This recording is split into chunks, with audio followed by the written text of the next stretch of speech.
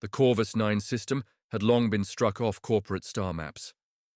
Too distant, too resource-poor, or maybe just too haunted by old failures. After a grueling 3-week FTL journey, our 8-person retrieval team emerged from the final jump gate to find drifting colony wrecks orbiting a feeble, ruby-red star.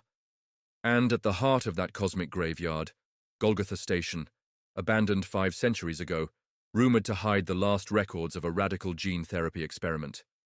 We docked, expecting a lifeless tomb. Instead, the station felt unsettlingly alive, as if the metal shell had grown new veins in the centuries since it vanished from official logs. For an operation of this scale, Nova Genesis knew they needed a balance of muscle and brains. They dispatched a squad of 5 soldiers to provide security and combat support, led by a seasoned officer named Captain Elias Hughes, stoic on the surface, but fiercely protective of any soul under his command. Beside him was Sergeant Dale Myers, a quiet, heavy weapons expert whose grim sense of humor surfaced at the oddest times. Their demolitions ace, Private Langston Wheeler, tended to solve problems with a healthy dose of explosives, eyeing every corridor as a potential choke point for a well-placed charge. Private Jules Okoro was the youngest recruit, sharp-eyed and eager to prove himself despite his lingering nerves. As for me, Corporal Aidan Cross, I was there to keep us alive when things turned ugly, ensuring the station's horrors didn't swallow us whole. Supporting our battle-tested group were 3 specialists who contributed the mission's academic and corporate backbone. First was Dr. Adrian Roth, a fervent geneticist who believed with unwavering conviction that forced evolution might be humanity's salvation, no matter the ethical cost. Next came specialist Naomi Reyes, an engineer able to stay calm even when everything else was going up in flames, and occasionally too curious for her own good. Finally, Tessa Moreau, the corporate liaison, recorded every expense and outcome with a meticulous hand, her polished veneer hinting at undisclosed motives. On paper, it looked simple enough. We'd land on Golgotha Station, sift through its forgotten databanks, and maybe unearth a cure for the gene decay plaguing humanity.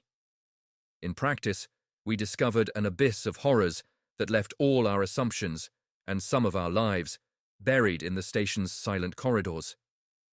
The docking clamps groaned. Foul, stagnant air rushed over us when the hatch opened, a nauseating mix of rancid flesh, corroded metal, and something sickly sweet. Overhead lights flickered, revealing pale vines snaking across walls, oozing a milky sap. "Keep formation! Helmets on!" Captain Hughes said curtly. Sergeant Myers hefted his squad-level pulse rifle, scanning for targets. Langston Wheeler cradled a satchel of explosives, eyeing every corridor corner with suspicion. Private Okoro held his motion detector shakily, face already white with tension. Reyes ran a scanner over the vines, while Dr. Roth leaned in, muttering about bioengineered infiltration. Tessa Moreau typed relentlessly on her datapad, documenting the station's eerie vitality. Me, I just kept my rifle up, eyes peeled for the first sign of trouble. We advanced past collapsed doorways, stepping through congealed puddles that reeked of stagnant water and decaying tissue. Bone fragments occasionally bobbed in the murk. A faint shhh echoed through unseen vents, as though something slithered just out of view. Reyes frowned at her instruments. "There's an organic signal, or multiple signals, all around us. This station is more compost than metal now." Dr. Roth tried accessing half-dead consoles, each spark reminding us the station still had some power. Tessa's brow tightened as she updated her logs. Langston joked about blowing the place sky-high once we got the data. But no one really laughed. Captain Hughes pressed forward, methodically clearing each corner. Myers watched the rear, pulse rifle ready. Okoro breathed nervously. Motion readings up and down. "Must be interference," he whispered, half hoping that was true. A branching corridor led us into a makeshift medical bay of sorts. Metal cots scattered, overhead lights flickering with an electric whine. 5 corpse-like figures were strapped to chairs, each fused to the same veins of pale vine we'd seen out in the corridor. Faces contorted in timeless agony, skin stretched taut across bone. A corroded tray of surgical tools lay overturned near them, black-brown residue caked over the handles. Carved along the wall behind them, one phrase repeated in uneven strokes. "Help us! Help us! Help us.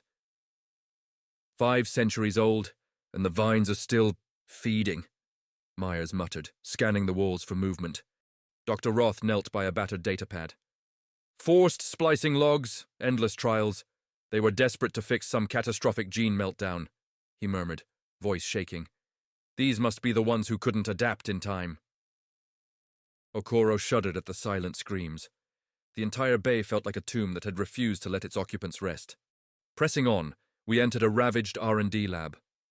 Broken glass pods, half-dissected corpses, fluid congealing into black scabs on the floor. Suddenly, 3 tall figures rose from behind a toppled console. They looked human. Mostly. Elongated limbs, scales flecking their arms, reflective eyes that locked onto us. One woman, a spear-like rod in her hand, called in thickly accented standard. Stay back. We spill blood if we must. Captain Hughes lowered his rifle a fraction. We're from Nova Genesis. We mean no harm. She introduced herself as Liana, part of the Uplifted. Dr. Roth bristled with excitement, scanning them as living proof of stable gene lines. They explained how centuries of forced evolution had created 2 populations. Us, the Uplifted, and those who lost their humanity entirely, dubbed the Devoured. Liana led us to a corridor blocked by makeshift barricades, scrap metal, half-destroyed doors, and welded braces. This was the boundary. Uplifted territory above, the Devoured lurking below in the deeper decks. Flickering salvage lights revealed battered cots full of wounded missing limbs or covered in savage claw marks. They broke through a few days ago, Liana said, voice tense. Killed many of us before we sealed the breach again? Okoro peered at the twisted beams. That's fresh damage too, he noted quietly. Sergeant Myers spat, scanning the area. They'll try again, bet on it. Beyond the barricade, the Uplifted lived in cramped corners. Children with scaly forearms cowered near small fires. Elders with ridged spines tended what meager fungus they could harvest. The air thick with blood and fungus spores made my throat burn. Liana explained that the Uplifted had salvaged station logs, maintained minimal life support, and taught each new generation just enough science to survive. But the Devoured, failed or over-mutated gene lines, raided them constantly, dragging people below to feed their insatiable hunger. Dr. Roth found references to a mysterious figure called the Progenitor, rumored to command the Devoured, and possibly controlling the station's core systems. Tessa typed faster, capturing each detail, while Captain Hughes's grim expression said, "We had to act." Before any further action, we took a moment to assess our situation and brace for what was coming next. The Uplifted had gathered near the barricades, their weary eyes and trembling hands speaking volumes of past losses.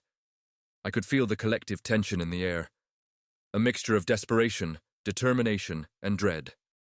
Captain Hughes called us together, his low voice cutting through the uneasy silence. We've sealed off the lower decks, but that breach is only temporary. Every minute we delay, more of the Devoured can slip through. We need to reinforce these barricades and prepare for their inevitable return. Dr. Roth was hunched over a battered terminal, poring over ancient logs that detailed failed experiments and desperate last stands. There's mention here of a relentless cycle, each breach feeding the system, fueling the Devoured. It's not random, it's engineered. The Progenitor's influence runs deep. His words were heavy with both fascination and horror. Liana's eyes met mine as she adjusted a makeshift barrier. Our people have endured for centuries by staying above, but these walls are our lifeline. If they fall, every soul in these corridors is doomed. Her voice trembled with both resolve and sorrow, a testament to the cost she'd already paid. Private Okoro, usually so eager, spoke quietly. I keep thinking, if we don't act soon, they'll break through again, and next time we might not have a chance. His tone, though soft, carried an undercurrent of fear that made the air feel even colder. Sergeant Myers and Langston worked side by side to double-check the barricades. Myers grunted as he inspected the welded seams. We patch these breaches now, or they'll be back before we can even plan our next move. Tessa Moreau continued to log every detail, her fingers dancing over the datapad in a silent urgency that betrayed her usual corporate composure. In that suspended moment, our mission's stakes crystallized. It wasn't just about retrieving data. It was about holding the line against a force that had already claimed too many lives. The reinforced barricades were our fragile shield against the coming storm of devoured, and every sound, echoing from the lower levels, made it painfully clear that time was running out. We exchanged grim looks, steeled ourselves, and prepared for the next phase. The corridor vibrated with a low, ominous pulse, as if the station itself was warning us. The assault was coming. We barely had time to fortify the barricade before a harsh screech echoed through the corridor. Elongated, twisted shapes surged from a half-sealed vent, eyes shining with bestial hunger. The devoured had arrived. They came at us in a howling mass. Sergeant Myers opened up with his heavy rifle, shredding two creatures in a storm of bullets, blackish gore spraying. Okoro tried to hold the flank, but a devoured twice his size tackled him into the barricade, shrieking. Langston lobbed a grenade, the resulting explosion hurling chunks of mutated flesh across the corridor. Reyes swung a metal rod at a devoured that leapt down from above, crushing its skull before it sank jaws into Dr. Roth. Tessa fired short bursts, face pale with horror. In moments, we forced them into retreat, but not without cost. One devoured's claws tore into Myers's throat. He died gasping for air, the beast's blood mixing with his own. Another devoured snatched Okoro from behind, dragging him screaming into the vents, his last echoing cry cut off abruptly. Captain Hughes, rage etched on his features, ordered everyone to hold position. We'd lost 2 soldiers in under a minute. "What the fuck is this place?" I gasped, barely able to steady my voice over the chaos. Private Langston Wheeler's eyes darted around the blood-slick corridor as he muttered, "This isn't just a salvage run, it's a slaughterhouse. I've never seen anything like it." A heavy silence fell for a split second before Captain Hughes barked, "Keep your heads! We can't let this break us now." But the uncertainty was clear in our eyes. Our mission had just become a fight for survival against nightmares we never imagined. With the barricade half ruined by the skirmish, the uplifted were left vulnerable. Captain Hughes swore we'd avenge Myers and Okoro, and help these people. Liana agreed to guide us below, where the devoured bred under the progenitor's rule. We navigated half-flooded passages, the temperature rising as we descended. Vines here were thicker, pulsing in a frantic rhythm, as if sensing our incursion. Broken bodies, some half-eaten, littered corners where the devoured had fed and left the scraps. Langston walked in grim silence, demolitions kit at the ready. Dr. Roth's trembling voice spoke of gene aberrations that might roam these halls. Reyes checked her gear, trying to keep the station's wiring from shorting. Tessa typed less now, horror overshadowing corporate diligence. Before reaching the central cryolab, we found signs of the progenitor's influence. A corridor lined with flickering screens displaying spliced DNA sequences, half-snarled creatures in looping video logs. Over the speakers, a ragged voice crackled, barely coherent. "Progress requires sacrifice. The old flesh is weak. The new flesh, unstoppable." We exchanged uneasy glances. Dr. Roth frowned. "He's monitoring us, guiding the devoured, possibly controlling vital station subsystems through these vines." Captain Hughes grimly advanced, each step echoing in the station's metal bones. We were being watched, hunted. Finally, we arrived at a massive cryolab, once a hub of advanced research, now a nightmarish hatchery. Rows of fleshy pods glowed faint red, each containing thrashing, half-formed devoured. The air stank of rot and chemicals, thick enough to burn our nostrils. Liana's spear trembled. They create more day by day, feeding on whoever they capture. Reyes steadied her breath, eyes watering. "We blow these pods, the devoured lose their supply." Langston prepared charges, each beep of his timer sending a jolt of adrenaline through me. Captain Hughes scanned for movement, ensuring no devoured jumped us from behind again. A metallic dais rose at the far side of the hatchery, overgrown with vines. There he stood, the progenitor, skeletal, draped in a lab coat corroded by centuries, Mechanical grafts fused to his temples and spine. Tubes pumped black fluid into him, fueling some unnatural longevity. His voice crackled through overhead speakers and out of his own mouth in eerie unison. You crawl into my domain. Welcome to the future of the human genome. Shadows skittered, dozens of devoured, drooling and hissing perched among the vines. The progenitor gestured with a spindly arm, intravenous lines jerking. Your genes will be adapted or consumed. There is no other path. Captain Hughes aimed his rifle, fury stark in his eyes. We've seen your progress. You butchered our team. You turned these people's lives into a goddamn horror show. The progenitor smiled, unnervingly calm. They were unworthy, as are you. The galaxy's gene pool rots, but I have built a new Eden. You will only feed it. At the progenitor's silent command, the devoured swarmed from the rafters, claws clacking against metal. Gunfire erupted, muzzle flashes lighting the fleshy pods. Some bullets punctured the embryonic sacs, releasing half-grown horrors that flopped in shrieking agony. Smoke and acid stench blanketed the lab. Langston hurled grenades, the blasts shaking the dais. Chunks of vine and gore splattered in an arc. Reyes clashed with a devoured that dropped from above, smashing its skull with a heavy wrench. She barely dodged another leaping from behind. Tessa fired short, panicked bursts, her datapad abandoned. She let out a strangled cry as claws raked her thigh, but Dr. Roth jabbed the attacker with a metal rod, forcing it back. Liana and her fellow uplifted spearfighters fought like cornered wolves, stabbing any devoured that lunged too close. Meanwhile, Captain Hughes and I advanced on the progenitor, each bullet forcing him back. Yet he moved with unnatural speed, mechanical limbs bracing his failing body. "You think bullets end progress?" he hissed. Hughes roared, jamming his rifle muzzle under the progenitor's chin and squeezing the trigger. The blast knocked the old scientist back, wires and tubes tearing free with a sickening squelch. He screeched, stumbling across the dais. Liana seized the moment, launching her spear through his chest, pinning him to a twisted railing. "You cannot. Stop!" he choked, milky eyes rolling. "Evolution is inevitable." Then at last, he slumped, black fluid pouring from the severed IV lines. Leaderless, the devoured shrieked in disarray.